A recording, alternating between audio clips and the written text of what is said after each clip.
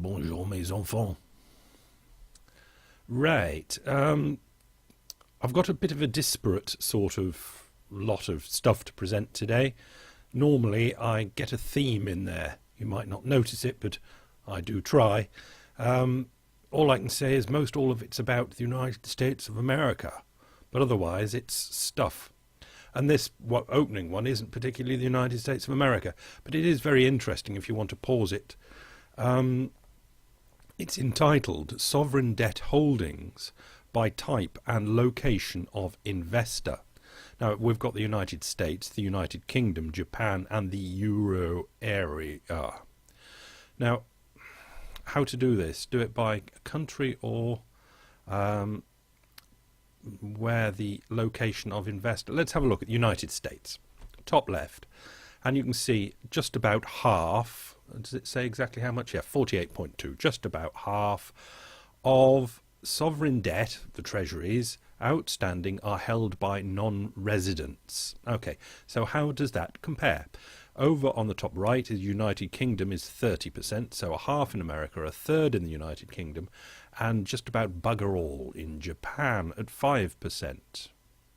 And just over half in the euro area. So we can see that's probably the oil producers and China recycling their monies, their profits, into buying safe government debt of the euro area and the United States and, to a certain extent, the United Kingdom. Right, what else have we got? Red, held by the Federal Reserve, just about 20% held by the Federal Reserve of the Treasuries outstanding, and the same 20% in the United Kingdom. Strangely, the Bank of Japan haven't got many, under 10%, and the Euro area ECB, I don't know why that's in there as just about nothing. Right, banks, let's have a look at banks next. Domestic banks is in green, and in the United States it's next to bugger all, about 3. 10% in the United Kingdom, nearly a quarter in Japan, and over a quarter in the euro area. Now, this is obviously the problem for the euro area, that the safe government debt, the main stuff that the euro area have got is euro area debt, and they're as bad as each other, the euro area debt and the euro banks. But looking over to Japan, who hold a similar amount, and there's a similar sort of thing going, there's an extra one in over on Japan. The dark green is Japan Post Group, is where Mrs. Nikanaga, or what there is a name for her, Mrs. oh, I don't know. Anyway, there's a Lady Japan, Mr. Japan, the savers, people of Japan, go into the post office and buy government bonds via the post office, or put their savings, it's better to say. They put their savings in the post office, and the post office buy the government debt. That's the better way of saying it. And there's just under a third of the whole government debt of Japan, which is huge, is held by the post office. So you've got the post office and the banks holding lots, well over half. What else can we look at? Insurance and pension funds and mutual funds in the United States, getting on for 20%. It's quite a lot. 30% in the United Kingdom. You see, this is where you get the problem with the, just default, when the government just defaults. It's going to default on these insurance companies and pension funds. And again, there's another quarter in Japan. So you can see where in Japan the people in their insurance companies, pension companies, their savings in the postal, in the post office, and their savings in the banks have all been turned into Japanese government debt. And there's not much insurance and pension funds in the Eurozone, just over 10%. Anyway, I'll leave you with that, and you can always pause if you want to look further. This was amazing for me. I just read it with kind of my mouth hung open. It's from WAPO, it's the Washington Post, and it's written by Sheila Bair. Now we know who Sheila Bair is, or was. She still is Sheila Bair. But is she off the... She used to be boss of FDIC. And the whole thing's written semi-tongue-in-cheek with irony and all sorts of very un-American things.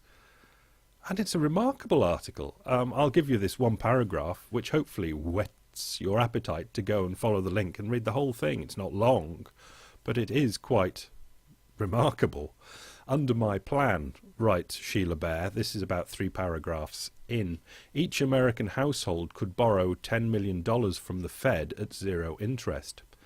The more conservative among us can take that money and buy 10-year Treasury bonds. At the current 2% annual interest rate, we can pocket a nice $200,000 a year to live on. The more adventuresome can buy 10-year Greek government at 21% for an annual income of $2.1 million. Or if Greece is a little too risky, go with Portugal at about 12, which makes $1.2 million a year. No sense in getting greedy. I mean, the whole article is bizarro, but she's making a very interesting point. Obviously, she's making a number of interesting points. It's worth reading to see how many interesting points you can find from it. Right, this is WAPO again, Washington Post, and from an article about what industries in the United States are for the chop, or are getting chopped. No, for the chop. They're on their way out, basically. Photo finishing, we can imagine, because that'll be, you know, you take your film in to get it developed. That must be what photo finishing is. Newspaper publishing, internet is taking over. And that's not, it's not a prediction, it is what is happening. Appliance repair, it's not worth mending even washing machines now. It might be $500-700 worth of washing machine, but often if it's 8 years old, it's just not worth repairing, and it is a shame. DVD, game and video rental. Number 4, money market and other banking is on its way out. Obviously it won't disappear. Recordable media manufacturing, hardware manufacturing, shoe and footwear manufacturing, costume and team uniform manufacturing, women's and girls apparel manufacturing, and all of those last lot. Hardware manufacturing is spread around, you could say that's Korea in the East. But the unrecordable media is mainly in the East. But the last 3, the women's apparel, costume, shoe, footwear, is obviously all China. And that is just the way of the world. And what are the people, it's the old buggy whip thing, what are the people that are driven from these industries going to do? Generally, in the past, something has always turned up. At the moment, we're still waiting. Right, this is by Paul Brodsky, and it's called On Shadow Banking, as you can see if you click number 4. It's just a well-written 10-paragraph thing or something on shadow banking. I'll just give you the first 2 paragraphs because it's interesting. I found the whole thing, because it was short and non-technical, I loved it. Paul Brodsky has been known to do this in the past, to write good stuff. It is important to distinguish between leveraged and unleveraged non-bank lenders, both investors and both implicitly shadow banks. Now, I'm going to read this, and I'm not going to put my thing in explaining it, and the words, it's going to be hard to follow on, but I can recommend pausing and reading it yourself, because it does make some interesting points, but it will be hard to follow on, I'm sure.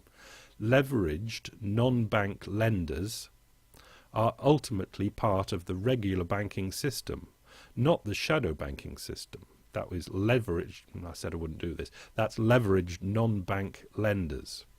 When a leveraged investor, such as a hedge fund, buys a loan directly or buys a bond, i.e. makes a loan, it funds the purchase of that loan in the banking system. Any recognized or unrecognized loss on that loan first hits the equity investors of that hedge fund. the bank lender to the fund continually ensures that the fund maintains adequate equity against the fund's aggregate loan book, which means that investors in the fund take first loss. If interest rates and bond price declines, or if the fund loses money and investors redeem their capital, then the aggregate value of the fund's portfolio should reflect the market value of the loans in the bank funding its positions, which in turn would hit the value of the bank's assets. So, from a theoretical and practical perspective, non-bank lenders borrowing to make loans are simply conduit lenders of the banking system. Now, that's easy to explain. A hedge fund is called shadow banking, but it's really banking because it's an extension of the banking system. All they're doing is borrowing money off the banks and lending it to somebody else. Say, buying a treasury is lending to the government. So if that system in the hedge fund falls down, it falls down and wipes out the equity of the hedge fund, but then automatically falls back on the bank because they are the ultimate backholder of it. So we call that sort of thing shadow banking, but it isn't really, because it is just an extension of the banking system. And Brodsky goes on to show how from the first lot, the pension and insurance companies that actually do have money, because people have put their pension fund and their insurance premiums in there, they have money, are a different thing and should be thought of in a different way. A worthy to read article. But we can have a think if we like. I had a think anyway. So we've got the hedge fund that's being really an extension of the bank, and there's an overseer at the bank seeing that there's enough equity in the hedge fund and that they write everything to market and keep on top of the lending that is being given to them by the bank. It would be interesting to know the parameters that a bank puts on a hedge fund, because the hedge fund is really doing only the same thing as a bank will be doing in its macro portfolio on the bank's balance sheet. Is the bank being stricter with a hedge fund than it is being with itself? Anyway, enough of that. This was PIMCO, Mohamed El-Arian, doing a speech to the St. Louis Fed. And he put this one sentence in that is extremely good. Obviously very complicated, and but if you follow along, it is a very excellent summation of what's going on. Okay, so it's the bit that's in italics, but we'll get to it via the key hypothesis. And to crystallize our conversation today, allow me to use a very, and I stress, very clumsy sentence to summarize the current state of affairs. Okay, you ready? I don't think it's even clumsy. In the last 3+ years, central banks have had little choice but to do the unsustainable in order to sustain the unsustainable, until others do the sustainable to restore sustainability. It's absolutely a genius little sentence. I love it. Anyway, worth reading the whole thing, but just happens to be underneath to translate the this purposely awful sentence. Central banks have had to innovate and stretch policy tools and mandates, including the use of liquidity facilities and communication, open mouth committee, blah blah, to render less disorderly a set of fundamental multi-year economic and financial realignments. In other words, to try and straighten up the cock-up.